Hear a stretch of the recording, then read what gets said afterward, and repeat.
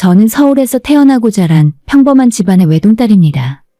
부모님은 제게 늘 아낌없는 사랑을 주셨고 덕분에 큰 어려움 없이 자랄 수 있었어요. 공대를 졸업한 뒤 대기업 연구소에 취직하면서부터는 경제적으로도 안정된 삶을 살게 되었죠. 주변에서는 이제 결혼만 하면 되겠네 라는 말을 자주 했지만 저는 그다지 서두르지 않았습니다. 좋은 사람을 만나면 자연스럽게 결혼하게 되겠지 하는 마음이었거든요. 그러던 어느 날 대학 선배의 소개로 한 남자를 만나게 되었습니다. 솔직히 말하면 첫인상은 그저 그랬습니다. 제 이상형과는 거리가 좀 있었거든요. 키도 그리 크지 않았고 외모도 평범한 편이었습니다. 하지만 대화를 나누다 보니 생각보다 진지하고 성실한 사람이라는 느낌을 받았습니다. 저는 공무원 시험 준비하다가 좀 늦게 취직했어요. 그래서 나이에 비해 경력은 짧은 편이에요. 그는 자신의 상황을 솔직하게 털어놨습니다. 연봉은 저보다 낮았지만 그게 큰 문제라고 생각하지 않았습니다. 오히려 자신의 부족한 부분을 숨기지 않는 모습이 좋아 보였죠. 그렇게 우리는 자연스럽게 연애를 시작했습니다. 데이트를 할 때도 그는 항상 계획을 꼼꼼하게 세웠고 제 말을 경청해 주었습니다. 물론 가끔은 고집이 센 면도 있었지만 그것도 자기 주관이 확실하다는 의미로 받아들였어요. 2년이라는 시간 동안 우리는 서로를 알아가며 점점 가까워졌고 자연스럽게 결혼 이야기가 나오기 시작했습니다. 우리 이제 결혼 생각해볼까? 그가 조심스럽게 말을 꺼냈고 저도 마침 그런 생각을 하던 참이었기에 흔쾌히 대답했습니다. 좋아. 나도 당신과 함께라면 행복할 것 같아. 그날 우리는 처음으로 구체적인 결혼 계획을 이야기했습니다. 그리고 그때 그가 제안한 것이 바로 반반 결혼이었어요. 나는 부모님께 손을 벌리고 싶지 않아. 우리 둘이서 각자 1억씩 준비해서 시작하는 게 어때? 그의 말에 저는 감동했습니다. 요즘 같은 세상에 부모님 도움 없이 독립적으로 시작하겠다는 남자가 얼마나 있을까요? 게다가 제 수입도 인정해주고 평등한 관계를 추구한다는 점이 너무 마음에 들었습니다. 그래. 우리 힘으로 시작하는 게 맞는 것 같아. 역시 내가 여자친구 하나는 잘 골랐어. 다른 여자들 같으면 남자가 다 준비하라고 했을 텐데. 그의 말에 저는 웃으며 고개를 끄덕였습니다. 그때는 그 말이 칭찬으로만 들렸거든요. 우리는 서로를 존중하고 현실적인 문제도 함께 해결해 나갈 수 있는 성숙한 커플이라고 믿었습니다. 부모님께 결혼 소식을 전하자 어머니는 조금 걱정스러운 표정을 지으셨습니다. 그 남자 집안은 어떤데? 혹시 빚 같은 건 없고? 엄마 걱정 마세요. 우리 부모님 도움 없이 반반씩 준비하기로 했어요. 오히려 독립적이고 좋잖아요. 그래도 결혼은 신중하게 해야 해. 나중에 후회하면 늦어. 어머니의 말씀이 왠지 마음 한편에 걸렸지만 저는 곧 털어버렸습니다. 사랑하는 사람과의 미래가 너무 기대됐거든요. 그리고 그때의 저는 몰랐습니다. 이 반반 결혼이라는 아름다운 약속이 얼마나 빠르게 무너질지를요. 결혼 준비는 생각보다 복잡했습니다. 예식장 예약부터 예물 혼수까지 결정해야 할 것들이 산더미처럼 쌓여 있었어요. 하지만 그 모든 과정이 설레고 행복했습니다. 적어도 그때까지는요. 결혼 날짜가 구체적으로 잡히면서 양가 부모님의 만남도 조율해야 했습니다. 그런데 본격적인 상견례 전에 예비 시어머니께서 먼저 저를 따로 보고 싶다고 하셨어요. 남자친구가 어머님과의 전화를 끊고 제게 말했습니다. 우리 엄마가 너 한 번 보고 싶대. 먼저 인사드리는 게 좋을 것 같아서. 그래, 좋아. 언제 뵈러 갈까? 이번 주말에 갈비집에서 만나자고 하시던데. 우리 엄마 갈비 좋아하시거든. 저는 예비 시어머니를 만난다는 생각에 며칠 전부터 긴장했습니다. 어떤 옷을 입어야 할까, 어떤 말씀을 드려야 좋은 인상을 남길 수 있을까 고민하며 준비했죠. 그날 저는 단정한 원피스를 입고 작은 선물까지 준비해서 약속 장소로 향했습니다. 갈비집 문을 열고 들어가니 남자친구와 그의 어머니가 이미 자리에 앉아 계셨어요. 저는 밝게 웃으며 인사했습니다. 안녕하세요, 어머님. 처음 뵙겠습니다. 그런데 예비 시어머니의 반응은 제 예상과 전혀 달랐습니다. 제 인사에 고개도 제대로 돌리지 않으시고 짧게 응, 왔구나. 라고만 하시더니 곧바로 아들에게 시선을 돌리셨습니다. 아들, 여기 고기 좋다며? 엄마는 이거 먹고 싶었어. 엄마 많이 드세요. 제가 구워드릴게요. 저는 어색하게 자리에 앉았습니다. 준비한 선물을 드리려고 했지만 타이밍을 놓쳐버렸어요. 식사가 시작되었지만 예비 시어머니는 저를 쳐다보지도 말을 걸지도 않으셨습니다. 오직 아들과의 대화에만 집중하셨죠. 아들 요즘 회사 일은 어때? 힘들지 않아? 괜찮아요, 엄마. 요즘 프로젝트가 하나 끝나서 좀 한가해요. 그래도 몸 관리 잘해야 해. 엄마가 보약 좀 지어줄까? 에이, 괜찮아요. 저는 대화에 끼어들 틈을 찾으려 했지만 쉽지 않았습니다. 두 사람의 대화는 마치 저를 완전히 배제한 채 진행되었어요. 저는 조심스럽게 말을 꺼내봤습니다. 어머님, 고기 잘 구워지고 있어요. 이거 드셔보세요. 하지만 아무런 대답이 없었습니다. 예비 시어머니는 제 말을 듣지 못한 듯 아니 들은 척도 하지 않으셨습니다. 그 순간 제 얼굴이 화끈거렸어요. 무시당한다는 느낌이 너무 명확했거든요. 남자친구는 그 상황을 전혀 이상하게 여기지 않는 듯 했습니다. 어머니와 웃으며 이야기를 나누고 고기를 구워드리고 저는 그저 그 자리에 투명인간처럼 앉아 있었습니다. 식사가 끝나갈 무렵 남자친구의 어머니가 화장실에 가신 사이 저는 남자친구에게 조용히 물었습니다. 혹시 나 뭔가 잘못한 거 있을까? 어머님이 나한테 한마디도 안 하시는데. 무슨 소리야? 우리 엄마 원래 좀 과묵하죠. 너무 신경 쓰지 마. 그래도 너무 심한 것 같아. 인사도 제대로 안 받으시고. 엄마가 좀 낯을 가리시나 봐. 다음엔 나아질 거야. 그의 태도는 저를 더 답답하게 만들었습니다. 분명히 이상한 상황인데 그는 전혀 문제를 느끼지 못하고 있었으니까요. 식사를 마치고 헤어질 때도 예비 시어머니는 저와 눈을 마주치지 않으셨습니다. 그럼 아들 다음에 또 보자. 밥 잘 챙겨 먹고. 네, 엄마. 조심히 들어가세요. 저는 다시 한번 인사를 드렸지만 돌아오는 건 형식적인 고갯짓뿐이었어요. 집으로 돌아가는 길에 저는 남자친구에게 솔직하게 말했습니다. 솔직히 오늘 정말 기분 나빴어. 어머님이 날 완전히 무시하셨잖아. 무시? 그게 무슨 소리야? 우리 엄마가 널 보고 싶어 하셔서 만난 거잖아. 보고 싶어서 만나자 해놓고 한마디도 안 하시는 게 말이 돼? 나 처음부터 끝까지 투명인간이었어. 너무 예민하게 받아들이는 거 아니야? 엄마는 원래 그러셔. 그의 말에 저는 할 말을 잃었습니다. 제 감정을 이해하려 하지 않고 무조건 어머니 편만 드는 그의 모습이 낯설었습니다. 며칠 뒤에 예비 시어머니에게서 전화가 오더라고요. 저번에는 내가 좀 예의가 없었던 것 같아. 사실 그날 몸이 좀 안 좋아서 말이야. 기분 나빴으면 미안해. 갑작스러운 사과에 저는 당황했습니다. 아니에요, 어머님. 괜찮습니다.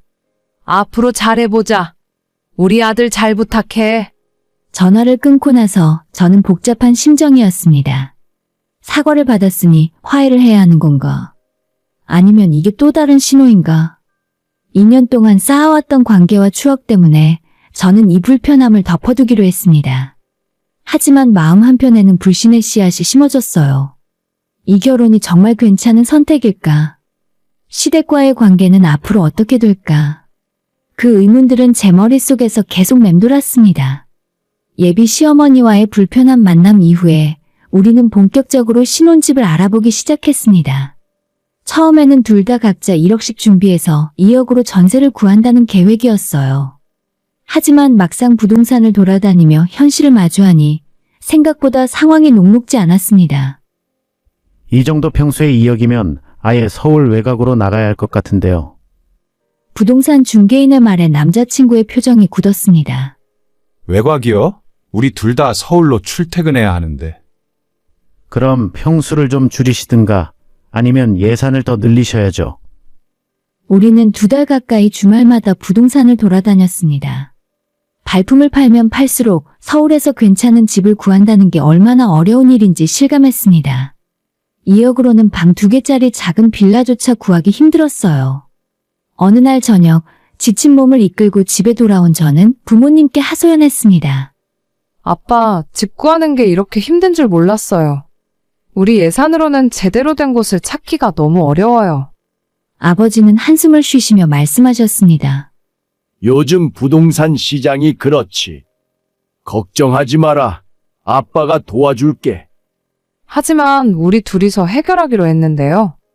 네가 평생 모은 돈을 결혼 준비에 다 쏟아붓는 걸 부모가 어떻게 가만히 보고만 있니? 집은 우리가 마련해 줄 테니 너는 네 돈 아껴뒀다가 살림 차리는 데 쓰거라. 어머니도 거들었습니다. 그래, 우리 외동딸인데 이것도 못해주면 부모 노릇 다 한 게 아니잖아. 걱정 말고 너가 준비할 것들 챙겨. 결국 부모님께서 나서주셨습니다. 부모님은 서울의 깔끔한 아파트 전세를 알아봐 주셨고 보증금도 모자란 부분을 채워주시기로 하셨습니다. 저는 감사하면서도 한편으로는 미안한 마음이 들었습니다.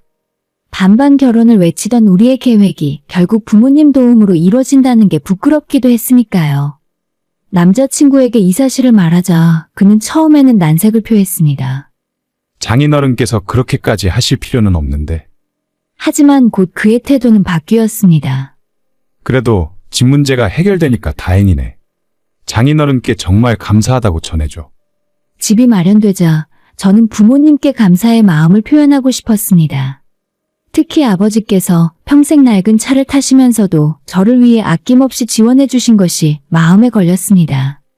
마침 아버지의 환갑 생일이 얼마 안 남았기 때문에 겸사겸사 해드리고 싶은 마음이었어요. 아빠, 제가 아빠 차 바꿔드릴게요. 이번에 받은 제 상여금이랑 제 돈으로요. 아니다, 괜찮아. 내 차는 아직 멀쩡해. 그 차 몇 년 된 줄 아세요? 20만 킬로도 넘었잖아요. 이번 기회에 새 차 한 대 뽑으세요. 제가 선물하고 싶어요. 아버지는 손사래를 치셨지만 저는 이미 마음을 정했습니다. 제가 번 돈으로 아버지께 뭔가 해드리고 싶었거든요. 며칠 뒤에 저는 남자친구에게 차를 보러 가자고 했습니다. 오빠, 이번 주말에 시간 있어? 나 차 좀 보러 가야 하는데 같이 가줄래? 우리 차 벌써 알아보는 거야? 나야 좋지. 그의 들뜬 목소리에 저는 잠시 멈칫했지만 곧 설명하면 될 거라 생각했습니다. 주말이 되자 우리는 자동차 전시장으로 향했습니다. 남자친구는 이것저것 차를 둘러보며 신이 나 있었습니다. 이 차 어때? 디자인도 괜찮고 실용적이야. 그것보다 저거는 어때? 좀 더 고급스러워 보이는데. 저는 아버지께 어울릴 만한 차를 찾고 있었습니다. 안정적이고 품격 있는 차를요. 여러 차종을 둘러본 끝에 8천만 원대의 중형 고급 세단을 선택했습니다. 이 차로 해야겠다. 그래, 좋아. 우리 첫 차네. 색상은 뭐로 할까? 그때 저는 말했습니다.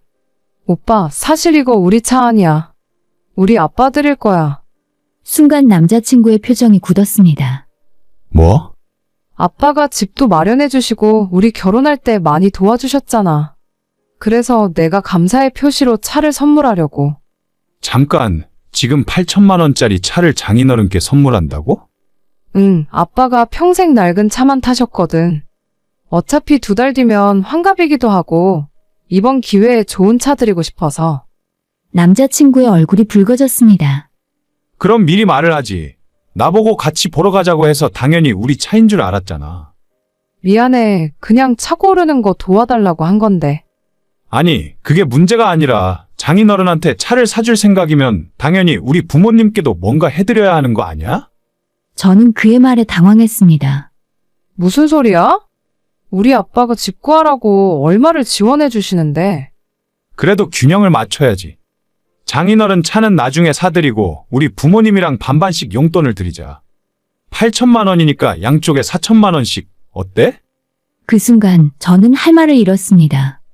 그는 지금 제 돈으로 그의 부모님께 용돈을 드리자고 말하고 있었습니다. 마치 제 돈이 우리 돈이고 우리 부모님의 도움은 양가가 나눠 가져야 할 몫인 것처럼요. 그건 내 돈이야. 내가 번 돈으로 우리 아빠께 선물하는 거라고. 결혼하면 네 돈 내 돈이 어디 있어? 다 우리 돈이지.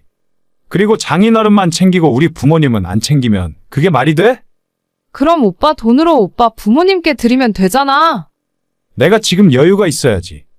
너는 여유 있으니까 네가 하는 게 맞잖아. 자동차 전시장 안에서 우리의 목소리가 점점 커졌습니다. 주변 사람들의 시선이 느껴졌지만 저는 더 이상 참을 수 없었습니다. 싫어. 나 오늘 계약할 거야. 오빠가 이해 못해도 상관없어. 지금 진짜 그럴 거야? 결혼도 안 했는데 벌써 이러면 어떡하냐고. 저는 대답하지 않고 상담사에게로 걸어갔습니다. 그리고 차량 계약을 진행했어요. 남자친구는 그 자리에서 계속 불만을 토로했지만 저는 듣지 않았습니다. 집으로 돌아오는 내내 우리는 말을 섞지 않았어요. 저는 차창 밖을 보며 생각했습니다. 이게 정말 평등한 결혼일까? 아니면 그저 제 돈을 노린 거래일까? 그날 이후 저의 마음속에는 큰 균열이 생겼습니다. 차 사건 이후에 우리의 관계는 눈에 띄게 냉랭해졌어요. 그는 계속 연락을 해왔지만 저는 답장을 미루곤 했습니다. 마음이 복잡했거든요. 하지만 약속한 결혼 날짜가 하루하루 다가오고 있었고 이대로 끝낼 수는 없다는 생각에 일단 다시 만나기로 했습니다. 미안해. 그날 내가 좀 심했어. 그는 사과했지만 그의 눈빛에는 진심이 느껴지지 않았습니다. 그저 관계를 회복하기 위한 형식적인 사과처럼 보였죠. 오빠도 내 입장을 좀 이해해줬으면 좋겠어. 알아. 앞으로 조심할게. 우리 이제 그만 싸우자. 잠시 후에 그가 편의점에 들르겠다며 차를 세웠습니다. 잠깐만 기다려. 커피 사올게. 그가 차에서 내린 후에 저는 혼자 차 안에 남아 있었어요. 그러다 물티슈를 찾기 위해 조수석 서랍을 열었는데 거기서 예상치 못한 서류 봉투를 발견했습니다. 이게 뭐지? 호기심에 봉투를 열어본 순간 제 손이 떨리기 시작했습니다. 그 안에는 주택담보대출 약정서가 들어있었습니다. 대출 금액은 3억 2천만 원. 그리고 대출자 명의는 남자친구의 이름이었습니다. 3억, 이게 무슨? 저는 서류를 자세히 읽어 내려갔습니다. 대출 실행일은 작년 가을이었고 담보물은 서울 외곽의 한 아파트. 그리고 공동명의자에는 그의 부모님 이름이 함께 적혀 있었습니다. 순간 머릿속이 하얘졌습니다.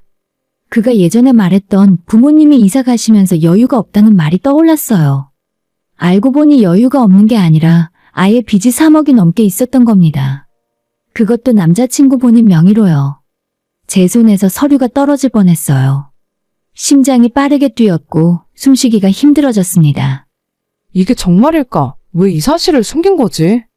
바로 그때 차문이 열리며 그가 돌아왔습니다. 얼굴이 왜 그래? 저는 떨리는 손으로 서류를 그에게 들이밀었습니다. 이게 뭐야? 그의 표정이 순식간에 굳었습니다. 커피를 든 손이 멈췄고 그는 서류를 보더니 말문이 막힌 듯했어요. 그게 말이야? 3억 대출? 바로 작년에 받은 거잖아. 왜 이런 걸 숨긴 거야? 숨긴 게 아니라 말할 타이밍을 찾지 못했어. 타이밍? 우리 결혼 2달 앞두고도 타이밍을 못 찾았다고? 그는 한숨을 쉬며 핸들을 꽉 쥐었습니다. 우리 부모님이 이사 가시면서 집을 사시게 됐어. 그런데 부모님 명의로만 대출을 받기 어려워서 내가 공동 명의로 들어간 거야. 그럼 이 빚은 오빠가 갚아야 한다는 거잖아. 아니야, 부모님이 갚으실 거야. 나는 그냥 명의만 빌려준 거라고. 명의만 빌려줬다고? 법적으로는 오빠 빚이잖아. 이게 다 얼마인데 3억이 넘어. 제 목소리가 점점 커졌고 그는 당황한 듯 말을 더듬었습니다. 그래서 결혼하고 나서 천천히 얘기하려고 했어. 우리 둘이서 함께 갚아나가면 되잖아. 그 말을 듣는 순간 모든 퍼즐이 맞춰졌습니다. 그가 왜 그렇게 결혼을 서둘렀는지, 왜 제 수입을 칭찬하면서도 집착을 했는지, 왜 자기 부모님께 용돈 얘기를 꺼냈는지. 모든 게 2, 3억 원 때문이었던 겁니다. 함께 갚아나가면 된다고? 오빠는 처음부터 내 돈으로 이 빚을 갚을 생각이었던 거야? 그게 아니라 결혼하면 같이 사는 건데 당연히 함께 해결해야 하는 거 아니야? 당연히. 오빠가 부모님 때문에 진 빚을 내가 왜 갚아야 돼? 우리가 결혼하면 네 부모도 내 부모고 내 부모도 네 부모잖아. 그런 식으로 따지면 장인어른이 마련해 주시는 집도 우리 거 아니야? 저는 어이가 없어서 웃음이 나올 뻔했습니다. 집은 우리 부모님이 선의로 도와주신 거고 이건 오빠가 숨기고 있던 빚이라고. 이게 같아? 나는 숨긴 게 아니야? 그냥 적절한 때를 기다렸던 거라고. 결혼식 2달 전까지 기다린 게 적절한 타이밍이야? 아니, 내가 우연히 발견 안 했으면 결혼할 때까지도 숨길 생각이었던 거 아니었냐고. 그는 대답하지 못했습니다. 침묵이 흘렀고 그 침묵이 모든 걸 말해주고 있었어요. 나 택시 타고 갈게. 잠깐만. 진정하고 얘기하자. 그가 제 팔을 잡았지만 저는 뿌리쳤습니다. 나 줘. 나 지금 너무 화나서 아무 말도 하고 싶지 않아. 제발, 오해야. 내가 설명할게. 오해? 3억짜리 빚을 숨긴 게 오해야? 나를 ATM으로 본 게 오해야? 제 말에 그는 할 말을 잃었고 저는 그 자리를 벗어나서 택시를 잡았습니다. 택시 안에서 저는 눈물을 참았어요. 분노와 배신감 그리고 허탈함이 한꺼번에 밀려왔습니다. 집에 도착해서 저는 바로 부모님께 모든 걸 말씀드렸습니다.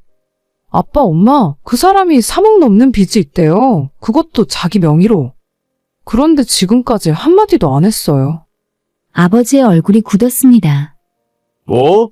3억? 네, 작년에 부모님 집 사면서 공동명의로 대출받았대요. 그리고 결혼하면 저랑 같이 갚으려고 했던 것 같아요. 어머니가 한숨을 크게 내쉬었습니다. 그래서 내가 말했잖니. 결혼은 신중하게 해야 한다고. 그 집안이 뭔가 이상하다 싶었어. 엄마 말이 맞았어요. 아버지가 단호하게 말씀하셨습니다. 이건 너무 큰 문제다. 결혼 전에 알게 된 게 천만다행이야. 지금이라도 다시 생각해봐야 해. 그날 밤 저는 잠을 이룰 수 없었습니다. 2년간의 추억들이 주마등처럼 스쳐 지나갔어요. 하지만 그 모든 기억이 이제는 거짓처럼 느껴졌습니다. 다음 날 아침 그에게서 수십 통의 부재중 전화와 문자가 와 있었어요. 미안해. 제발 만나서 얘기하자. 내가 잘못했어. 기회를 한 번만 더 줘. 하지만 저는 답장하지 않았습니다. 제 마음은 이미 결정되어 있었으니까요. 이 결혼은 더 이상 진행할 수 없다고요. 며칠간 그의 연락을 피했지만 결국 마주해야 할 순간이 찾아왔습니다. 그는 계속해서 문자를 보냈고 더 이상 피할 수 없다고 판단한 저는 카페에서 만나자고 했습니다. 이번에는 확실하게 끝내기 위해서였어요. 약속 장소에 도착하니 그는 이미 와 있었습니다. 초췌한 얼굴로 저를 기다리고 있었죠. 하지만 저는 더 이상 그의 모습에 마음이 흔들리지 않았습니다. 왔어? 저는 말없이 그의 맞은편에 앉았고 그는 조심스럽게 입을 열었습니다. 이야기 좀 하자, 제발. 할 이야기는 다 끝난 것 같은데. 아니야. 내가 설명할게. 제대로 들어줘. 저는 팔짱을 끼고 그를 바라봤습니다. 좋아, 들어볼게. 3억 대출에 대해서 제대로 설명해봐. 그는 한숨을 쉬며 말을 시작했습니다. 우리 부모님이 작년에 집을 옮기셨어. 전세로 살다가 이번 기회에 집을 사시려고 하셨는데 부모님 연세도 있고 신용도 문제로 대출이 안 나왔어. 그래서 내가 공동명의로 들어가서 대출 받은 거야. 그걸 왜 나한테 말 안 한 거야? 말하면 네가 결혼을 망설일까 봐 걱정됐어. 그리고 솔직히 부모님이 갚으실 거라고 생각했거든. 생각했다고? 법적으로는 오빠 빚인데? 그는 고개를 숙였습니다. 그건 맞아. 하지만 부모님이 매달 이자라도 갚고 계셔. 그러다가 나중에 천천히 원금도 갚으실 거야. 나중에 그게 언제인데? 10년, 20년? 그는 대답하지 못했습니다. 저는 더 직설적으로 물었습니다. 솔직히 말해봐. 나랑 결혼하면 내 돈으로 그 빚 갚으려고 했던 거 맞지? 잠시 침묵이 흘렀습니다. 그리고 그가 조심스럽게 입을 열었습니다. 일부는 맞아. 네가 수입이 좋으니까 우리 둘이 힘을 합치면 빨리 갚을 수 있을 거라고 생각했어. 그 순간 저는 모든 게 명확해졌어요. 그는 저를 사랑해서가 아니라 제 경제적 능력 때문에 결혼하려고 했던 겁니다. 그럼 나는 뭐야? 오빠 빚 갚아줄 도구야? 저는 황당해서 웃음이 나왔습니다. 도구라니, 나도 너를 진심으로 좋아해. 좋아해. 나를 아니면 내 돈을? 제 말에 그는 할 말을 잃었고 저는 계속해서 말했습니다. 그동안 오빠가 한 행동들 생각해봤어. 예비 시어머니의 태도에 대해서도 제대로 사과 안 하고 넘어가려 했고, 아빠 차를 선물한다니까 자기 부모님 용돈 얘기했고, 모든 게 돈 때문이었던 거지?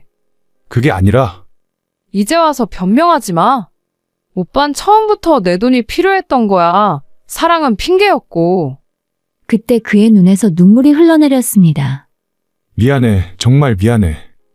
처음엔 그럴 생각 없었어. 근데 결혼 준비하면서 돈이 너무 많이 들고 부모님 빚 생각하니까 막막했어.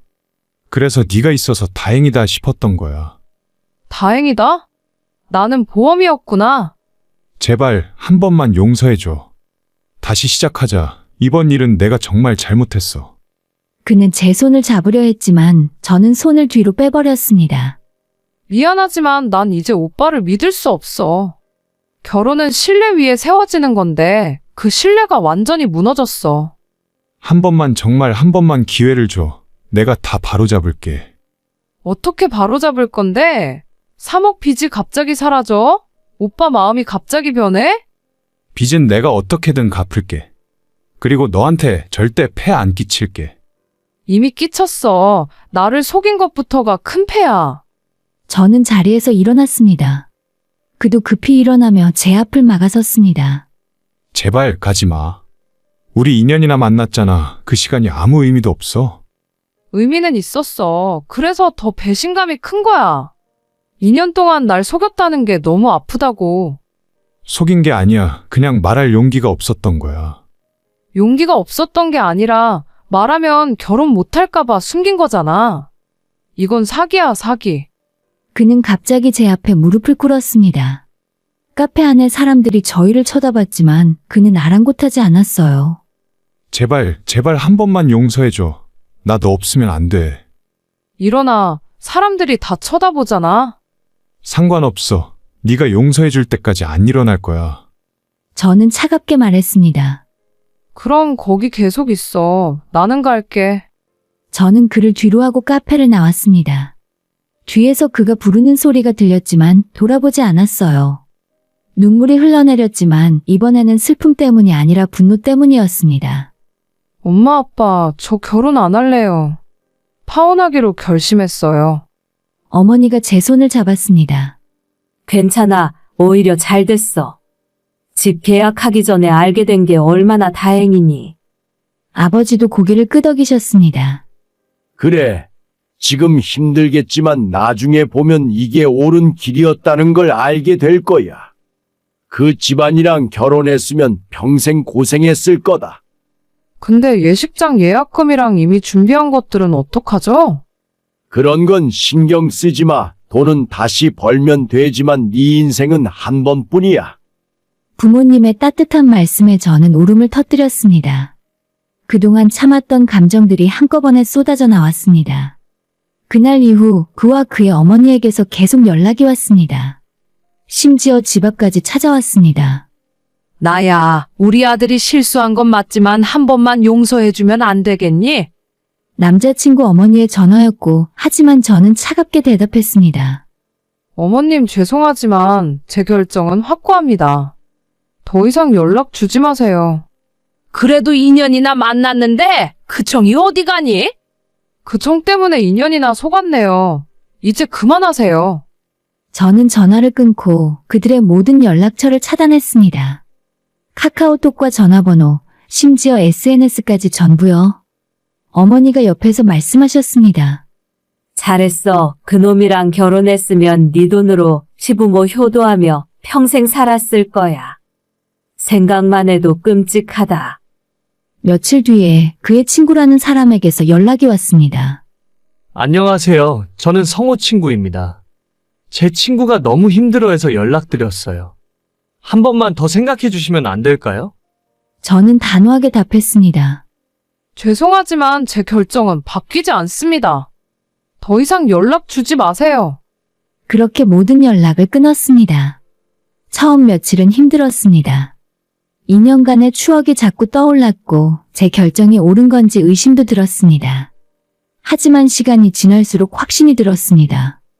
이 결정이 제 인생을 구한 거라고요. 시간이 지나면서 조금씩 마음이 정리되기 시작했습니다. 어느 날 저녁 어머니와 함께 차를 마시며 이야기를 나누었어요. 엄마, 제가 너무 순진했던 것 같아요. 사람을 너무 쉽게 믿었어요. 어머니는 제 손을 꼭 잡으며 말씀하셨습니다. 그게 너의 장점이기도 해. 순수하고 선한 마음이. 하지만 결혼은 사랑만으로는 부족해. 현실을 함께 봐야 하는 거야. 지금은 알겠어요. 사랑이라는 이름으로 포장된 계산과 이기심이 있을 수 있다는 걸요. 맞아. 그리고 넌 그걸 결혼 전에 알게 된 거야. 다행이지. 아버지도 거들어 말씀하셨습니다.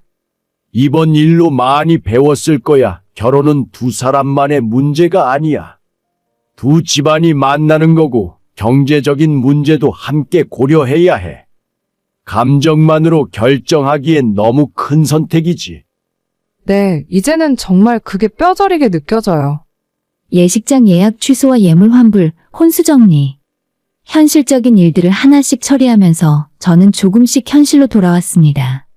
처음에는 모든 게 제 잘못 같고 제가 부족해서 이런 일이 생긴 건 아닌가 자책했습니다. 하지만 친구들과 대화를 나누면서 생각이 바뀌었습니다. 너 정말 잘한 거야. 결혼하고 나서 알았으면 어쩔 뻔했어? 대학 친구가 진지하게 말했습니다. 맞아. 3억 빚을 결혼하고 나서 알았으면 이혼도 쉽지 않았을 거야. 특히 애라도 생겼으면. 또 다른 친구의 말에 저는 소름이 돋았습니다.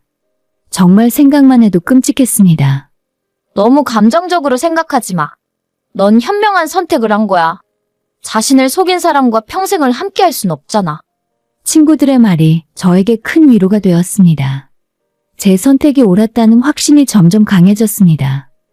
회사에서도 동료들이 조심스럽게 위로해 주었습니다. 제 파혼 사실을 모르고 있던 선배가 물었어요. 결혼 준비는 잘 되고 있어? 아, 사정이 생겨서 파혼했어요. 어머, 그랬구나. 괜찮아? 네, 이제 괜찮아요. 오히려 잘된 일이라고 생각해요. 선배는 제 어깨를 토닥이며 말했습니다. 결혼은 타이밍이야. 지금이 아니었던 거지? 더 좋은 인연이 올 거야. 그날 이후에 저는 제 삶에 더 집중하기로 했습니다. 회사 일에 몰두하고 그동안 미뤄뒀던 자기계발도 시작했습니다. 운동도 다시 시작하고 오랜만에 책도 읽었습니다. 이 경험은 저를 무너뜨리지 못했어요. 오히려 더 강하게 만들었습니다. 결혼이 현실이고 사랑만으로는 부족하다는 것과 서로에 대한 신뢰와 존중이 얼마나 중요한지를 배웠습니다. 그리고 무엇보다 제 자신을 지키는 법을 배웠어요. 잘못된 관계를 끝낼 수 있는 용기와 상처받았지만 다시 일어설 수 있는 힘. 그것들이 지금의 저를 만들었습니다. 아직도 가끔 외로울 때가 있습니다. 결혼에 대한 환상이 완전히 사라진 건 아닙니다. 하지만 이제는 알아요. 혼자가 외로운 게 아니라 잘못된 사람과 함께 있는 게 더 외롭다는 걸요. 언젠가 좋은 인연이 온다면 그때는 더 현명하게 판단할 수 있을 겁니다. 더 이상 사랑에 눈이 멀지 않고 상대방의 진심을 제대로 볼 수 있을 겁니다. 그리고 그때까지 저는 제 삶을 충실히 살아갈 거예요. 일도 열심히 하고 취미생활도 즐기고 무엇보다 저 자신을 사랑하면서요. 잘못된 관계를 끝내는 건 실패가 아니라 오히려 자신을 지키는 용기입니다. 그 용기를 내는 게 쉽지 않다는 걸 저도 알지만 반드시 필요합니다. 저는 지금 행복합니다. 비록 혼자지만 평온한 일상을 보내고 있어요. 그리고 앞으로 더 좋은 날들이 올 거라 믿습니다. 여러분도 행복하시길 바랍니다.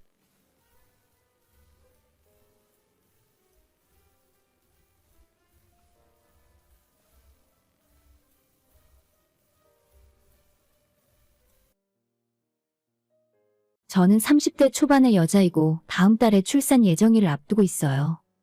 불과 얼마 전까지는 남편과 맞벌이를 하고 있었기 때문에 무거운 몸을 이끌고 출근해서 일을 했었습니다.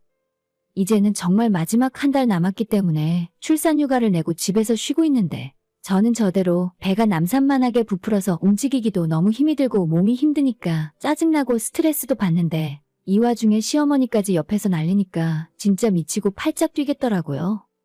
제가 결혼하기 전에 저보다 먼저 결혼한 주변 사람들에게 고부 갈등이나 시집살이에 대해서 이야기를 들으면 요즘에 그런 시어머니가 어디 있냐고 말도 안 되는 일이라 생각했었거든요. 하지만 그 말도 안 되는 와중에도 최악의 시어머니를 제가 만나게 된 것 같아요. 지금은 제가 출산휴가를 받고 집에서 몸조리하며 쉬고 있지만 저는 대학 졸업하고 지금까지 쭉 한 회사만 다니고 있었습니다. 아이 낳고 육아휴직 2년 끝내고 나면 그때부터 다시 직장에 복귀해서 일을 할 계획이에요. 제 연봉은 작년 기준으로 3,800만 원 정도였고 남편은 5천이 살짝 넘는 정도입니다. 얼핏 보면 괜찮아 보이지만 전부 세전 기준이고 세금 떼고 실제 받는 돈으로 따지면 그냥 저냥 먹고 사는 정도예요. 남편과 저는 재작년에 결혼했고 신혼 때부터 지금까지 큰 문제 없이 사이좋게 잘 지내고 있습니다. 결혼하기 전에 연애를 3년 조금 안 되게 했었는데 이 사람과는 말도 잘 통하고 서로 생각하는 것도 비슷해서 같이 살아도 지겹지 않고 재미있을 것 같더라고요. 사실 프로포즈는 진작에 받아놨었는데 우리 두 사람이 준비가 덜 됐다고 생각해서 프로포즈 받고 나서도 1년 동안 돈을 더 모으고 결혼 준비를 확실하게 한 끝에 드디어 양가 부모님에게 결혼하겠다고 말씀을 드리고 본격적으로 결혼식을 진행했어요. 원래 저희들은 다른 평범한 커플들처럼 맛있는 것도 먹으러 다니고 데이트하면서 돈을 많이 쓰고 있었는데 프로포즈 받고 결혼을 준비하기로 한 뒤로는 정말 자린고비처럼 한 푼 한 푼 아끼면서 결혼하기 위한 돈을 모았습니다. 그 덕분에 저희 결혼할 때 두 사람의 돈을 합치니 정말 다행스럽게도 낡고 오래되긴 했지만 25평짜리 아파트를 저희 부부 명의로 사서 결혼할 수 있었어요. 물론 절반 정도는 대출이었지만 양가 부모님의 손을 하나도 빌리지 않고 오직 남편과 제가 모은 돈만으로 집을 사고 거기에 결혼식 비용과 혼수까지 전부 다 할 수 있었죠.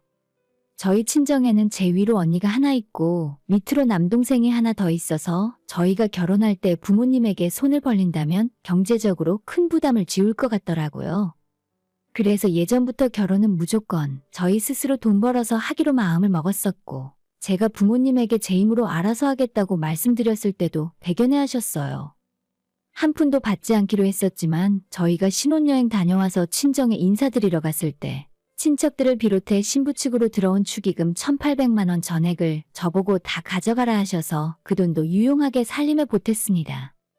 남편과 저는 정말 천생연분이라는 말이 떠오를 만큼 사소한 것 하나하나 잘 맞고 생각이 잘 통했는데 역시 결혼은 현실이었고 저희 결혼 생활의 가장 큰 문제는 다름 아니라 시어머니였습니다. 결혼식을 한 달도 남겨두지 않았을 때 시어머니가 저를 따로 조용히 부르시더라고요. 우리 아들한테는 말하지 말고 이번 주말에 조용히 나 좀 보자. 뭔가 쎄한 느낌이 들어서 가고 싶지 않았지만 콕 찍어 부르시니 무시할 수도 없었어요. 그렇게 조용한 카페에서 시어머니를 따로 만났는데 역시나 안 좋은 예감은 절대 틀리는 적이 없었습니다. 어머님께서 하시는 말씀은 아무리 너희들끼리 하는 결혼이라지만 어떻게 시댁 친척들에게 아무런 인사도 안 하고 덜컥 결혼할 수 있냐 하더라고요. 나한테는 아무것도 안 해도 정말 상관없어. 그런데 결혼이라는 게 너희들 생각처럼 그리 간단한 문제가 아니야. 집안 대 집안이 만나서 새로운 한 가족이 되는 건데 아무리 니들끼리 결혼한다고 해도 친척들에게 기본적인 인사는 드려야지. 그 말인즉슨 남편의 큰 집과 고모님네 집 그리고 외삼촌네에 이불 한 채씩은 해서 보내야 하고 나이 어린 시댁 사촌 조카들에게는 용돈 봉투 하나씩 보내고 대학 졸업하고 취업 준비하고 있는 신우에게는 하다못해 노트북이라도 하나 사줘야 한다고 말씀하셨어요. 너한테만 하라는 것도 아니야. 일단 너가 먼저 우리 집에 인사를 하면 나도 적당히 너희 부모님이랑 친척분들에게 똑같이 답례로 인사를 드릴 거야. 사실 저희 부모님은 그런 이불 같은 거 전혀 필요 없으시고 저희 쪽에는 마땅히 선물 받을 친척들이 없어서 무조건 제가 손해보는 기분이었어요. 괜히 결혼 전에 한참 돈 들어갈 곳 많고 머리 아픈데 쓸데없는 짓을 한다는 생각에 싫더라고요. 저는 이미 예산이 딱 짜여져 있었고 당시에는 축의금이 들어오기 전이라서 여윳돈도 거의 없을 시기였는데 어머님이 말씀하신 간단한 인사치레하는 정도로 수백만 원은 그냥 깨질 것 같았습니다. 시댁 큰집 친척들이건 사촌 조카들이건 누구건 간에 저는 얼굴 한번 본 적 없는 사람들이고 솔직히 결혼하고 나서도 살면서 몇 번이나 만나겠어요? 정말 돈이 너무 아까워서 그런 일로 돈을 못 쓸 것 같더라고요. 어머님, 저희 부모님은 이불이나 그런 것들 전혀 필요 없으실 것 같은데 그냥 서로 했다 치고 넘어가는 것이 어떨까요? 만약 어머님이 꼭 해야 한다고 말씀하시면 오빠한테 이야기해서 오빠 돈으로 하라고 할게요. 저는 한 번도 본 적 없는 분들인데 제 돈으로 인사하라는 건 좀 이상한 일인 것 같아요. 제 이야기에 어머님은 노발대발 역정을 내시면서 사람 많은 카페라는 것도 순간 잊으시고 큰 소리를 치시더라고요. 너는 어쩜 그리 남일처럼 얘기할 수 있니? 결혼하고 나면 한 식구야. 사촌들을 어떻게 남처럼 얘기할 수 있어? 너 그렇게 생각하고 있으면 큰 착각하고 있는 거야. 애초에 저는 남편과 제 힘으로 하는 결혼이었고 친정부모님은 물론 시부모님에게도 한 푼도 지원받지 않기로 했기 때문에 어머님 하시는 말씀에 끌려갈 이유 없다고 생각했죠. 이런 부당한 일 당하기 싫어서 도와달라는 말 한마디 안 했던 건데 아직 결혼식도 올리기 전에 무슨 며느리 도리를 하라고 하시는 건지 이해할 수 없었어요. 어머님은 포기하지 않으시고 제 앞에서 화를 내고 입에 개거품을 물면서 친척들에게 이불을 보내야 하는 이유에 대해 설명하셨지만 그러던 말던 저는 그거 못하겠다고 말씀드리고 애초에 남편과는 예단 같은 불필요한 지출은 아무것도 하지 않기로 결정했다고 제 결혼식 예산에 없는 비용이니 못하겠다고 말씀을 드렸습니다. 죄송해요, 어머님. 저희 집구하고 혼수하는 돈만 해도 빡빡한 거 아시잖아요? 솔직히 말씀드려서 그런 일에 쓸 돈이 없어요. 그랬더니 또다시 언성을 높이시면서 아무리 그래도 할 건 해야 한다고 시댁 친척들에게 인사드릴 생각 없으면 저를 며느리로 인정 못하겠다고 말씀하셨어요. 저희 가진 돈을 다 털어놓고도 돈이 모자라서 대출만 2억을 넘게 받아요. 어머님께서 그 대출만 해결해 주시면 이불이 아니라 침대라도 한 채씩 해드릴 수 있어요. 라고 말씀을 드렸더니 말문이 막혔는지 입을 쿡 다물고 저를 노려보시더라고요. 한참을 그렇게 냉랭한 기운이 흐르다가 어디 너 마음대로 해보라고 말씀하시고는 자리를 박차고 나가버리셨습니다. 그때 뒤도 안 돌아보고 카페를 나가는 시어머니의 뒷모습을 보면서 저는 속으로 결혼하고 나서도 시댁이랑 엄청 싸우겠구나 생각이 들었지만 원래 제 성격 자체가 걸어오는 시비는 피하지 않는 성미라서 아예 초장의 길을 팍 꺾어놔야겠다 생각했어요.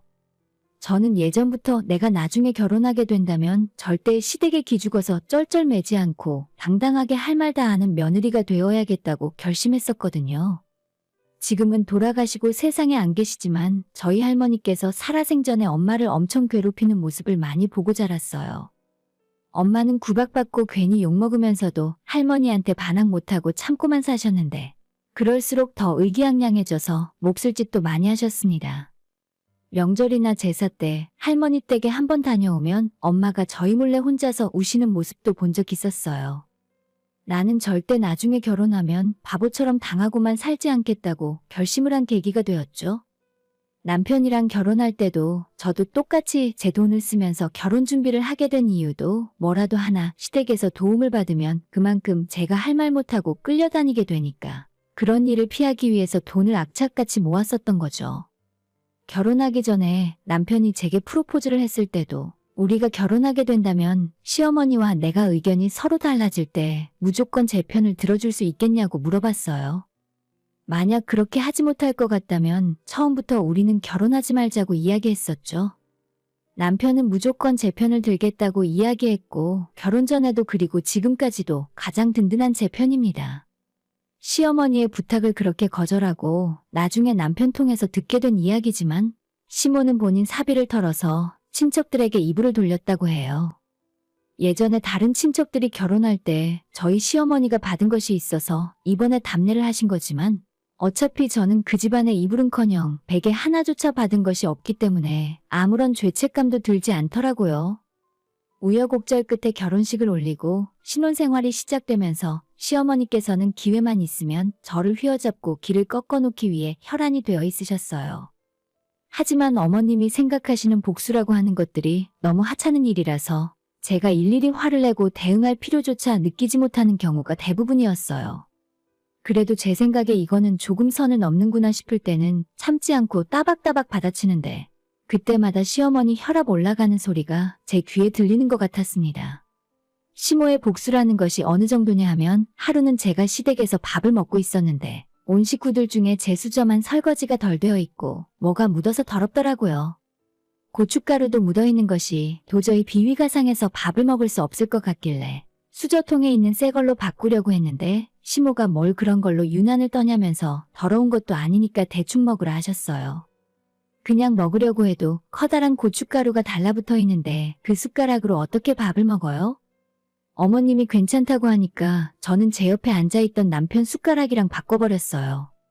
그 전까지는 저보고 그냥 먹으라고 빽빽 우기던 시모가 자기 아들 앞에 고춧가루 묻은 숟가락이 놓이자마자 저를 한번 째려보더니 새 걸로 바꿔주더라고요.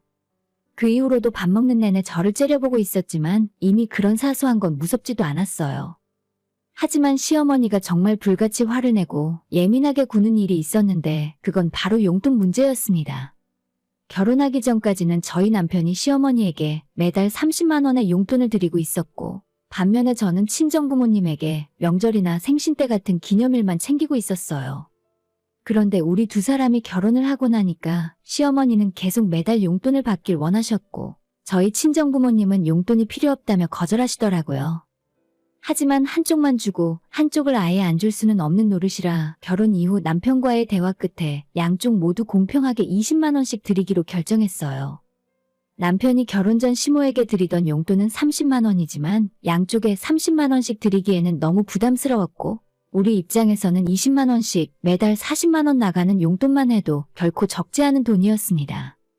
사실 친정부모님이 용돈 필요 없다고 말씀하셨을 때 양쪽 모두 안 주는 쪽으로도 생각을 했었는데 남편이 결혼 전 몇 년 동안이나 용돈 드리며 살았다는데 하루아침에 딱 끊어버릴 수도 없더라고요. 저는 그래도 시어머니 생각해서 20만 원이라도 드리기로 마음먹었는데 그것 때문에 완전히 한번 뒤집어지는 일이 있었습니다. 시부모님 모시고 다 같이 저녁 식사를 한 적이 있었고 남편과 시아버지는 잠시 볼 일이 있어서 다른 곳에 들렀다가 집으로 오는 상황이었어요. 저와 시어머니만 남아서 시댁 쪽으로 걷고 있었는데 어머님이 먼저 제게 따지듯 말씀을 하시더라고요. 너가 내 아들한테 용돈 줄이라고 했냐? 당연히 저도 이 순간을 위해 준비한 말이 있었습니다. 어머님, 저희 집 살 때 받은 대출금도 갚아야 하고 이제 곧 아이 낳으면 제가 육아휴직도 해야 하는데 앞으로 돈 들어갈 일 투성이에요. 지금부터 한 푼이라도 아끼고 살아야지. 안 그러면 어떻게 될지 모르겠어요. 하지만 시어머니는 제 말을 한 귀로 듣고 흘려버리더니 아무리 그래도 그렇지 어떻게 내 아들이 주던 용돈까지 줄여버릴 수 있냐면서 투덜투덜거리셨죠. 제가 용돈 10만 원 줄였다고 해서 시댁 생활이 당장 어려워질 정도는 아니거든요. 아직 시아버님도 일을 하고 계시고 솔직히 말해서 남편이 시부모를 먹여 살려야 하는 정도라면 제가 이 결혼을 순순히 했겠습니까? 남편한테 그냥 너는 너희 부모 모시고 살라 하고 결혼을 포기했었겠죠. 충분히 시댁 생활비는 아버님 벌이로도 해결 가능한 상황인데 어머님이 따로 받는 용돈은 순전히 본인을 위해 쓰시는 것 같았어요. 저라고 왜 착한 며느리, 용돈 많이 주는 좋은 며느리 역할을 안 하고 싶었겠습니까? 로또라도 당첨되고 제 통장에 수십억이 있으면 매달 양가 부모님에게 100만 원, 200만 원씩 용돈 드릴 수 있어요. 하지만 제가 그럴 수 있는 상황이 아니잖아요? 저희도 완전 서민이고 은행 대출 갚고 적금 빠져나가고 나면 월급날에도 치킨 한 마리를 먹을까 말까 몇 번이나 고민을 해야 하거든요. 그런데 이 와중에 시어머니 놀고 먹으라고 30만 원씩 보내드리기는 결코 쉬운 일이 아니죠. 제가 어머님의 푸념을 듣고 있다가 하도 답답한 마음에 어머님께서는 어머님이 받으시는 용돈만 생각하시는데 저희가 어머님한테 30만 원씩 드리면 제 친정부모님한테 똑같이 30만 원 드려야 하잖아요. 저희 형편에 어떻게 매달 60만 원을 용돈으로 지출할 수 있겠어요? 라고 말씀을 드렸더니 삐져서 투덜거리던 시어머니가 눈을 크게 치켜뜨고는 왜 너희 부모한테 용돈을 주냐면서 어처구니 없다는 듯 말씀을 하셨어요. 시댁이랑 친정이 같니? 게다가 너희 부모님은 먹고 사는데 큰 문제 없잖아.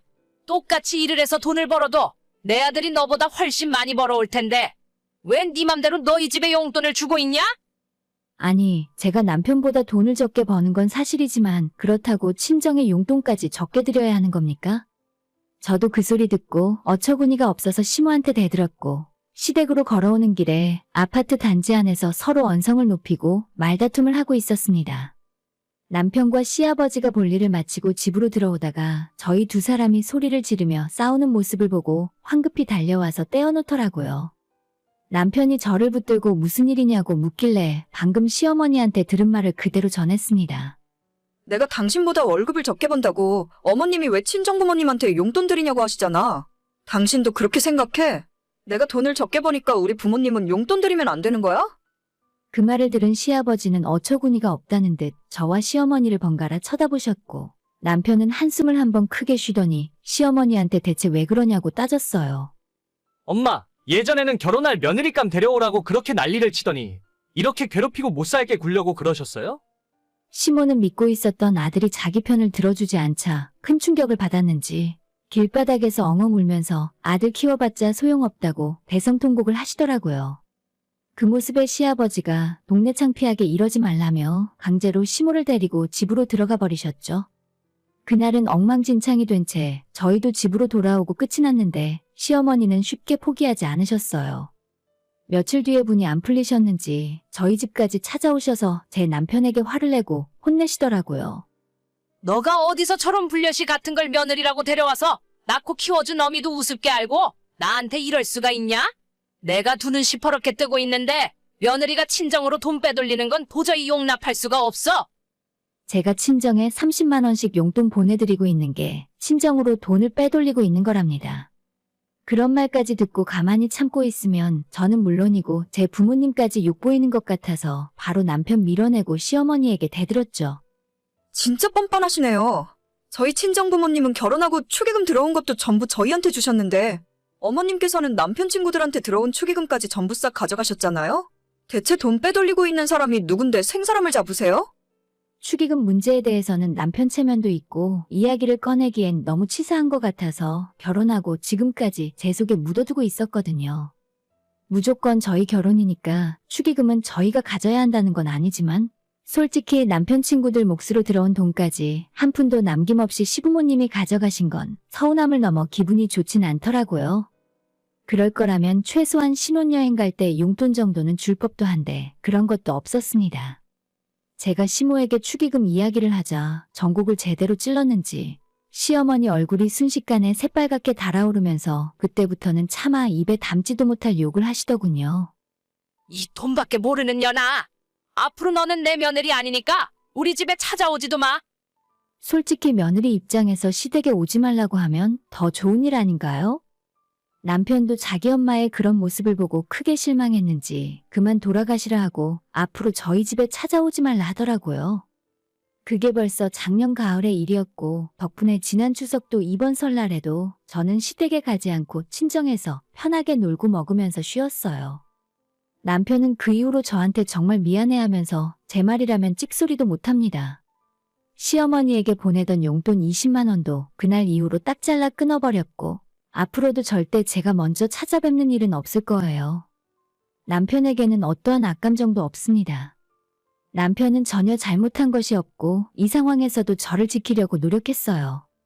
시모가 심보를 더럽게 쓰는 바람에 멀쩡한 자기 아들이 처갓집에만 가면 죄인처럼 고개도 못 들게 만드는지 모르겠습니다.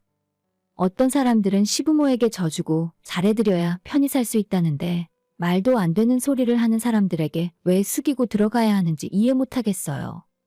남편과 앞으로 태어날 우리 아이에게만 잘하면 됐지 굳이 처음부터 저를 싫어하는 시모에게 잘 보이려고 노력할 이유는 없다고 생각해요.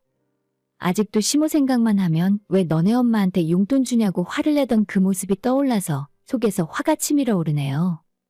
절대 어영부영 용서할 생각 없고 앞으로도 영영 안 보고 살았으면 좋겠습니다. 오늘의 사연은 여기까지입니다. 구독과 좋아요, 알림 설정 부탁드려요. 다들 행복하시고 좋은 하루 되세요.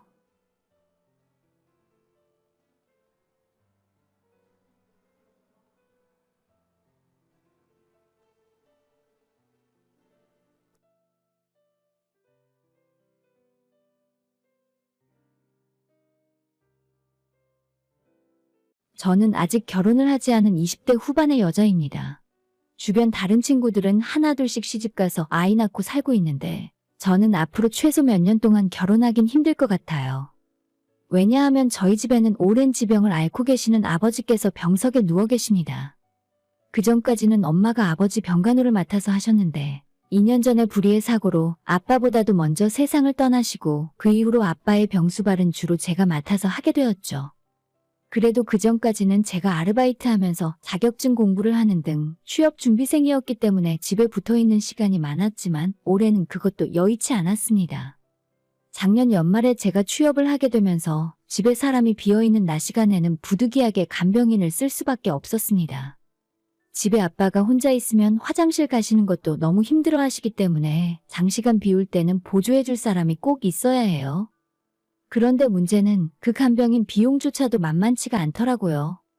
정부에서 보조해주는 돈도 조금은 있었지만 제가 출근하고 나면 주 5일 낮 시간을 전부 간병인 아주머니를 부르고 도움을 받기엔 솔직히 무리였어요.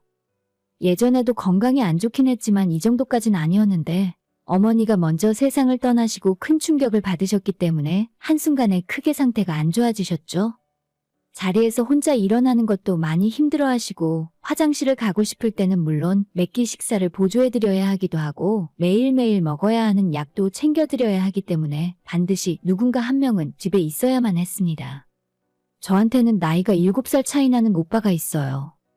오빠는 만나던 여자친구가 있었는데 엄마가 사고로 세상을 뜨고 몇 달 안 지나서 갑자기 결혼을 해야겠다 하더군요. 집안 꼴도 말이 아니고 아빠는 병석에 누워있는데 혼자 결혼해서 나가서 살겠다는 오빠가 그 당시에는 많이 원망스러웠습니다. 그나마 신혼집을 가까운 곳으로 구해서 자주 아빠를 찾아뵙겠다고 했지만 막상 결혼하고 나니 그렇지도 않더라고요. 오빠가 다니는 회사가 일이 좀 많아서 그런지 보통 주 6일 근무가 기본이었어요. 그래서 오빠에게는 전혀 기대할 수 없었고 저보다 2살 많은 새언니한테는 아무래도 저희 집안 사람이 아니라서 아빠의 병수발을 기대할 수는 없었습니다. 이런 상황이라 보니 자연스레 아버지와 함께 집에 있던 제가 병수발을 들었고요. 하지만 저도 작년에 취업을 하게 되고 낮 시간에 출근해서 회사에 있었기 때문에 문제가 조금씩 생기기 시작했습니다. 처음에는 간병인을 구하면서 정부에서 받을 수 있는 약간의 지원도 받았고 나머지 비용은 저와 오빠가 반반씩 내기로 했습니다. 하지만 요즘 사람 구하기도 힘들고 믿을 만한 간병인은 부르는 게 값이었어요. 사회초년생이었던 제게는 정말 만만치 않은 금액이 매달 필요하더라고요. 직장 다니면서 월급 받아봐야 세금 떼고 나면 250만 원이 될까 말까 하는데 차라리 예전처럼 알바를 하면서 제가 아빠를 보는 게 낫겠다 싶을 정도였어요. 오빠도 차라리 본인이 더 부담을 하겠다고 말했지만 새언니의 눈치도 보이고 맞벌이를 하지 않고 혼자 일하고 있는 오빠의 집 사정을 생각한다면 더 내는 건 무리일 거라 생각했습니다. 처음 몇 달 동안은 그렇게 오빠와 반반씩 추가되는 간병인 비용을 부담했지만 시간이 갈수록 힘이 들었습니다. 저도 그렇고 사실 오빠도 마찬가지였을 거예요. 어쩔 수 없이 회사에서 늦게 끝나는 날이면 간병인분이 퇴근하시고 몇 시간이 지난 상황이라 퇴근길에 발을 동동 굴러야만 했어요. 정신적으로 많이 힘들다 보니 차라리 내가 회사를 그만두고 집 근처에서 아르바이트를 하며 아버지의 간병을 하며 살겠다고 했습니다. 하지만 그 말을 들은 오빠는 제게도 인생이 있는데 그러지 말라고 하면서 본인이 어떻게든 해결을 해보겠다고 하더라고요. 그리고 며칠 후부터 낮 시간 간병인이 근무하는 시간을 줄이고 새언니가 저희 집으로 와서 제가 퇴근하기 전까지 아버지의 수발을 들기 시작했습니다. 저희 새언니는 첫 인상부터 지금까지 제가 생각하는 이미지가 그다지 좋지는 않았어요. 오빠가 결혼하고 싶은 사람이라며 처음으로 제게 소개시켜준 자리에서도 너무 과하다 싶을 정도로 비싼 액세서리와 향수 냄새 그리고 진한 화장 때문에 뭔가 좋은 인상이 들지는 않았습니다. 제 생각이 어떻든 간에 오빠가 결혼한다는데 반대할 이유는 없었고 나름대로 두 사람이 결혼해서 잘 사는 것 같았습니다. 원래는 두 사람이 같은 회사 다니는 사내 커플이었는데 결혼하자마자 새언니는 아이 갖고 싶다며 바로 회사를 그만두더니 지금까지 아무런 소식도 없어요. 새언니의 SNS를 몰래 들어가 봐도 친구들 만나러 다니고 요가와 필라테스 등을 하면서 본인을 가꾸고 꾸미는 데에만 열중이었지 결혼 생활에 대한 이야기는 전혀 찾아볼 수 없고 사진만 봐서는 결혼한 사람인지 아닌지 모르겠더라고요. 이런 새언니가 아버지의 병수발을 들겠다고 자진해서 나섰다고 하니 저는 뭔가 이상하다는 생각이 들긴 했지만 지금 제 상황이 찬밥 더운 밥 가릴 처지도 아니고 정말로 제가 어렵게 들어간 회사를 그만두고 싶지는 않아서 새언니에게 우리 아빠를 잘 부탁드린다고 말할 수밖에는 없었습니다. 사실 수발을 드는 일은 저도 오랫동안 해봤지만 그리 힘들지 않았습니다. 거동이 불편하실 뿐이지 정신은 말짱하시기 때문에 정신적으로 스트레스를 받거나 크게 힘쓰는 일도 없어요. 화장실 간다고 하면 부축해서 그 앞까지 모셔다 드리는 정도고 식사하실 때 보조를 해드리거나 시간마다 약을 챙겨드리면 됩니다. 아침에는 제가 출근하기 전에 일찍 일어나서 아버지를 봐드리고 제가 출근하고 난 뒤에 얼마 지나지 않아서 간병인이 오십니다. 간병인분께서 오후 3시쯤 퇴근하고 나면 그 뒤로 새언니가 저희 집으로 와서 아빠를 봐드리다가 제가 퇴근하고 집에 7시쯤에 돌아오면 끝나는 일이기 때문에 간병일 자체가 어렵진 않았을 거예요. 그래도 저는 새언니에게 피해를 끼치는 것 같아 미안하기도 해서 퇴근할 때마다 간식거리를 사다 드리기도 하고 월급을 받으면 새언니에게 백화점 상품권을 사다가 수고비 대신 드리기도 했어요. 아무리 저와 간병인이 있다고는 하지만 본인 부모도 아닌 시아버지를 간병한다는 건 쉽지 않은 일이라고 생각해요. 그리고 제가 생각한 새언니의 이미지로는 절대로 이런 일을 하지 않을 거라고 생각했는데 의외로 싫은 기세가 없이 간병을 해주었어요. 첫 인상으로 새언니를 멋대로 판단해버리고 선입견을 갖고 있던 제가 부끄러웠습니다. 차가운 겉모습 뒤에는 따뜻한 마음이 있다고 생각했어요. 그렇게 한 달, 2달 시간이 지났고 아버지의 병세는 호전되기는커녕 점점 악화되기 시작했습니다. 최근 들어 안색도 안 좋아지셨고 뭘 먹어도 소화가 잘 안 되고 몸이 아프다는 말씀을 자주 하셨어요. 아버지가 병세가 악화되어감에 따라 저는 새언니 눈치까지 봐야 했습니다. 제가 퇴근했을 때 새언니의 얼굴 표정이 안 좋아 보이면 다음날 회사에서 일하는 내내 신경 쓰이고 그냥 차라리 내가 회사를 그만두고 아버지를 간병하는 게 낫겠다 싶었습니다. 저는 마음이 너무 불편해 고민하다 오빠와 새언니에게 차라리 내가 회사를 그만두고 아버지 병간호를 하겠다고 이야기했습니다. 요즘 아빠 많이 아파 보이고 저러다가 오래 사시기도 힘든 것 같은데 그냥 내가 아빠 옆에서 있는 게 나을 것 같아. 언제까지 아빠를 새언니한테 맡겨둘 수도 없는 노릇이고 현실적으로 생각해봐도 많이 편찮으신데 자식인 내가 직접 하는 게 낫겠다고 했습니다. 하지만 오빠와 새언니 모두 다 안 된다며 저를 뜯어말리더라고요. 지금 제 나이에 혼자 아버지 병수발을 들고 있다가는 결혼하기도 힘들고 경력도 끊기기 때문에 내 인생이 말릴 수가 있다면서요. 이러지도 저러지도 못하는 상황에 어찌할 바를 몰랐어요. 그때 새언니가 제게 이런 말을 하더라고요. 아가씨, 지금 이 상황에 대해서 혼자 너무 부담 갖지 마시고 제게 맡겨두세요. 아버님 건강이 많이 안 좋으셔서 저도 걱정되긴 하는데 이럴 때일수록 우리 식구들끼리 더 돕고 의지해야 해요. 우리 식구라고 말을 해주는 새언니의 따뜻한 위로에 저는 눈물까지 흘렀습니다. 그리고 오빠와 이야기해서 새언니에게 매달 일정 금액씩 간병비 대신 용돈을 주기로 하고 그제서야 저는 마음의 부담을 조금 덜 수 있었어요. 새언니는 우리가 돈을 준다고 하니 처음엔 거절을 했지만 그래야 제 맘이 편해질 것 같다고 거듭 이야기하자 마지못해서 받았습니다. 마침 그 무렵부터 저희 회사도 바빠지기 시작해서 평일에도 한두 시간씩 추가 근무하는 날이 잦아졌습니다. 저녁 늦게 들어오다 보니 그동안 쌓인 집안일은 제 몫이었고 새언니에게 집안일까지 부탁할 수는 없었기에 퇴근하고 8시, 9시에 집에 들어가 설거지와 간단한 청소까지 하고 나면 거의 잘 시간이었어요. 주말에는 밀린 옷과 이불 빨래 등을 하고 아빠와 제가 먹을 일주일치 장을 보고 나면 주말도 눈 깜짝할 새 그냥 지나가 버렸습니다. 그렇게 집안일을 하다 보니 새삼스레 엄마의 빈자리가 크게 느껴졌어요. 어차피 제가 하지 않으면 아무도 하지 않는 일이니까 그냥 꾹 참는 수밖엔 없었죠. 그러다가 우연히 인터넷에서 로봇 청소기 광고를 보게 되었습니다. 요즘 나오는 로봇 청소기는 거실부터 방까지 온 집안 청소를 해주고 의외로 청소 효과도 나쁘지 않다고 들었어요. 시간 설정을 해놓으면 정해진 시간에 청소를 하고 어떤 제품은 물걸레 청소까지 다 해줄 수 있었기 때문에 시간이 부족한 저한테 많은 도움이 될 것 같았습니다. 저는 바로 그 주 주말에 근처 전자제품 판매점을 들러 로봇 청소기를 구입했습니다. 기왕 사는 거 가장 최신 모델로 비싼 제품으로 구입했어요. 사실 로봇 청소기가 다 거기서 거기지만 제일 비싼 제품으로 사야겠다 생각한 이유는 바로 요즘 나오는 제품은 카메라가 달려있더라고요. 프로그램을 설치하면 언제든지 밖에서 핸드폰으로 청소기가 비추는 화면을 볼 수가 있었습니다. 집에서 아빠에게 무슨 일이 있는 건 아닌지 궁금할 때도 있고 짧게 한두 시간 정도 혼자 계셔야 할 때도 걱정을 덜 수 있겠더라고요. 그래서 그걸 바로 사와서 설치해보니 광고 영상에서 본 것처럼 잘 작동했습니다. 카메라 성능도 만족이었고 제가 원하는 방향으로 청소기를 이동시키며 볼 수도 있었어요. 하지만 카메라로 내가 언제든지 볼 수 있다고 말을 하면 일해주시는 간병인분이나 새언니 입장에서 기분 나빠할 것 같았습니다. 그래서 그냥 쓸데없이 그런 이야기는 하지 않았어요. 저도 괜히 긁어부스럼 만들 필요 없었으니 자주 영상을 확인하지도 않았고 낮 시간에 자동으로 청소를 하게 설정해둔 채 가끔 별일 없는지 한 번씩 확인하는 게 전부였습니다. 그러다 어느 날 오후 회사에서 일을 하고 있던 중에 너무 졸리고 피곤해서 딴 생각을 잠시 하다가 아버지가 잘 계신지 궁금해서 카메라를 돌려봤어요. 마침 그때 청소기가 거실을 청소하는 중이었고 간병인분이 퇴근해서 새언니가 집에 와 있었습니다. 별로 특이한 상황은 없다 싶어서 영상을 끄려고 했는데 새언니가 화장실에서 이상한 통을 들고 나오더니 컵 안에 이상한 액체를 넣는 모습이 보이더라고요. 잠시 후 새언니는 그대로 그 컵을 들고 안방으로 향했어요. 저는 순간 이게 무슨 일인가 싶었지만 이해를 할 수가 없었습니다. 아빠가 약을 먹을 때 사용하는 물컵인데 대체 무슨 불순물을 넣었는지 아무리 생각해봐도 좋은 생각이 들지 않았어요.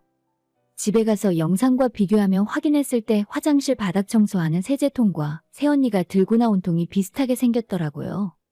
화질이 조금 안 좋고 청소기가 움직이면서 찰나의 순간이 찍힌 거라서 100% 확신할 순 없었습니다.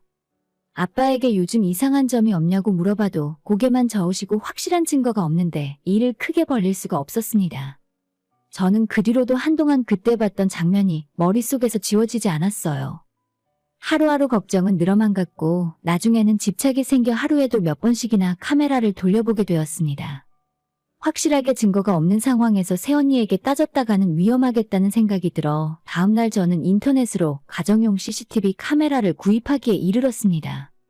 작고 숨기기 쉬운 카메라를 구입해서 거실과 연결되어 있는 주방 선반 위에 카메라를 안 보이게 설치했습니다. 거실에 화장실과 안방이 동시에 보이는 곳에 자리를 잡았어요. 그리고 다음날 퇴근하고 카메라에 녹화된 영상을 돌려보고는 저는 경악을 금치 못했습니다. 낮에 간병인분이 아버지의 점심을 챙겨주시고는 퇴근하시고 얼마 지나지 않아 새언니가 집에 들어왔어요. 새언니는 집에 들어오자마자 방에 있는 아버지에게 인사를 한 번 건네고는 거실 소파에 앉아 TV를 보고 있었습니다. 그리고 시간이 좀 흐른 뒤에 아버지의 약을 쟁반에 챙기더니 역시나 화장실로 들어가는 모습이 찍혀 있었어요. 선명한 화질로 보니 역시나 화장실 청소 세제가 맞았고 아빠가 마시는 물컵에 세제를 조금 넣는 모습도 적나라하게 담겨 있었죠. 그리고는 잠시 후 새언니는 그 쟁반을 그대로 들고 안방으로 들어갔습니다. 영상을 모두 확인하고 저는 너무 놀라고 분통이 터져 눈물이 흘러나왔고 이 상황을 어찌해야 좋을지 머리가 지끈거렸습니다. 대체 무슨 생각으로 이런 짓을 하는 건지 상상이 가질 않았습니다. 이대로 오빠네 집으로 달려가 머리채를 잡아야 하나 어떻게 해야 하나 마음만 급하고 정신이 하나도 없었어요. 혼자 고민 끝에 오빠에게 전화를 걸어 새언니에게 핑계를 대고 오빠만 혼자 집으로 건너오라고 했습니다. 30분 후 오빠가 집에 도착했고 저는 녹화해둔 CCTV 화면을 보여주었어요. 오빠는 이게 대체 무슨 장면이냐고 제게 물었고 저는 자초지종을 설명했습니다. 화면을 몇 번이나 돌려보면서도 오빠는 계속 아닐 거라고 그런 게 아니라고 말을 했지만 누가 봐도 쟁반 위에 있는 물컵에 화장실 세제를 집어넣는 모습이 너무 잘 찍혀 있었고 보면 볼수록 확실한 상황이었거든요. 잠시 후에 오빠는 새언니가 아버지 병간호를 하며 집에서는 많이 투덜거렸다고 이야기를 꺼내기 시작했습니다. 다 큰 딸이 있는데 왜 본인이 해야 하는지 모르겠다며 제가 직장 다닌다고 유세 떠는 것 같다는 말도 한 적이 있다 하네요. 아니 그런 말을 뒤에서 할 거였으면 제가 직장을 그만두고 아버지 병수발 들겠다고 했을 때 왜 반대를 했었는지 모르겠습니다. 사실 저도 아빠를 새언니에게 맡겨두면서 많이 미안하고 불편했던 게 사실이었습니다. 그런데 왜 본인이 자진해서 병간호를 맡겠다고 했는가 하면 새언니가 나중에 아버지가 돌아가시면 이 집을 오롯이 제게 물려줄까봐 걱정을 많이 했다 하네요. 제가 시집도 가지 않았고 혼자서 아버지 병수발을 들고 있기 때문에 돌아가실 때 이 집을 제게 물려줄 거라고 생각했나 봅니다. 오빠는 자기 집도 있기 때문에 아버지 집은 동생에게 물려줘도 괜찮다고 했지만 새언니는 전혀 그럴 생각이 없었나 봐요. 최소한 반반 갈라서 자기 몫을 챙기지는 못할 망정 왜 그걸 그냥 뺏기냐고 하는 바람에 새언니랑 오빠가 다툰 적도 있다고 했습니다. 저는 오빠에게 앞으로 어떻게 할 거냐고 물었고 오빠는 아직 둘 사이에 애가 없는 게 천만다행이라는 말로 대답을 대신했습니다. 더는 시간 끌 필요도 없었고 오빠가 새언니를 집으로 건너오라 불렀어요. 오자마자 영상을 틀어서 눈앞에 들이밀고 이게 어떻게 된 일이냐고 물었더니 잠깐 당황하다가 지금 자기를 못 믿어서 카메라까지 설치한 거냐고 오히려 화를 내는 겁니다. 이거 동의 없이 함부로 막 찍어도 돼? 내가 신고할 수도 있어. 기껏 너네 아버지 병간호해줬더니 나를 이상한 사람으로 몰아? 영상을 같이 확인했으면서도 시치미를 떼는 모습이 너무 뻔뻔하고 가증스럽게 느껴졌습니다. 녹화로 신고를 하건 말건 그건 알아서 하던지 하고 대체 아빠가 마시는 물컵에 뭘 섞은 거냐고 화를 냈더니 얼굴 표정 하나 변하는 거 없이 당당하게 말하더라고요. 원래 락스에 살균 작용이 있으니까 몸에 좋을까 해서 조금 넣어본 것뿐이야. 그 말을 듣고 오빠가 한 대 칠 기세로 달려들었고 저는 화장실에서 세제를 들고 나와서 새언니 앞에 들이밀었어요. 마셔. 당장 한 컵 마시면 내가 너한테 사과하고 없던 일로 할게. 직접 마셔보라고 했더니 자긴 싫다면서 펄펄 뛰는 겁니다. 너 이거 왜 이래? 내가 아픈 사람도 아닌데 이걸 왜 마셔야 하는데? 제가 새언니랑 옥신각신 하고 있는 사이에 오빠는 멱살을 잡고 현관문 밖으로 쫓아냈어요. 당장 집에 가서 짐 싸서 나가. 내 눈에 계속 띄면 어떻게 할지 모르니까 오늘 당장 나가. 이 와중에도 새언니는 자긴 잘못이 없다면서 위자료와 그동안 자기가 시아버지 병수발을 든 몇 개월치의 간병비를 달라고 했습니다. 정말 사이코패스인가 하는 생각이 들 정도로 사람이 염치라고는 하나도 없는 모습이었습니다. 저는 지금 이 자리에서 위자료와 간병비를 이야기하는 그 모습을 보며 치가 떨려왔고 오빠의 뒷모습은 분노로 부들부들 떨리는 게 보였어요. 새언니는 그 길로 집에서 짐을 챙겨 친정으로 떠나버렸고 저희는 이 문제를 경찰에 신고했고 오빠는 따로 변호사를 만나 이혼 상담을 받았습니다. 지금 관련 사건은 경찰을 지나서 검찰로 올라갔고 형사재판을 앞두고 있어요. 아마도 벌금형 이상의 중형이 나올 수 있을 거라 생각하고 있습니다. 오빠는 위자료나 다른 재산 분할 없이 새언니와 이혼할 수 있었고 죗값을 받게 하려고 최선을 다하는 중이에요. 그 일이 있은 후 얼마 지나지 않아 아버지 간병하실 분이 갑자기 일을 그만두셔서 오늘 날짜로 회사를 그만둬야 할 것 같다고 말씀드렸는데 정말 다행스럽게도 회사에서는 아버지의 병력이 담긴 진단서나 장애를 증명할 수 있는 서류를 제출하면 6개월까지 휴직을 받아준다고 하더라고요. 저는 회사의 그런 배려에 너무나 고마웠습니다. 덕분에 회사는 당장에 그만두지 않을 수가 있었고 현재 저는 집에서 아빠를 보살펴드릴 수가 있게 되었어요. 지금 생각해도 그 여자가 무슨 생각으로 이런 일을 한 건지 정확하게 알 수는 없습니다. 다만 본인이 이 집이 탐나서 간병을 하겠다고 자처했지만 그에 따른 스트레스를 풀거나 아니면 아빠가 빨리 세상을 떠나길 바란 게 아닐까 싶어요. 기분 탓인지는 몰라도 아빠는 제가 옆에서 봐드리고 며칠 지나지 않았지만 그전보다 훨씬 혈색이 좋아지신 것 같은 기분이 들어요. 지금 생각해보면 제 부모님을 다른 사람에게 부탁한다는 것부터 잘못 생각했던 것 같아요. 처음부터 제가 회사를 그만두고 했었어야 하는 일이었는데 라는 생각이 듭니다. 하지만 그랬다면 새언니의 본 모습을 평생 모른 채 살았을지도 몰라요. 오빠는 이번 일로 이혼하게 되었지만 오빠가 나중에 더 좋은 사람을 만날 수 있을 거라고 생각합니다. 저희 아빠에게 나쁜 짓을 했던 새언니는 그 죗값을 받게 할 겁니다. 본인이 저지른 일이 주변에 소문이 나고 앞으로는 얼굴 들고 다니기 힘들 거예요. 전과도 하나 달고 평생 반성하고 고통받으며 살았으면 좋겠습니다. 오늘의 사연은 여기까지입니다. 구독과 좋아요, 알람 설정 부탁드려요. 다들 행복하시고 좋은 하루 되세요.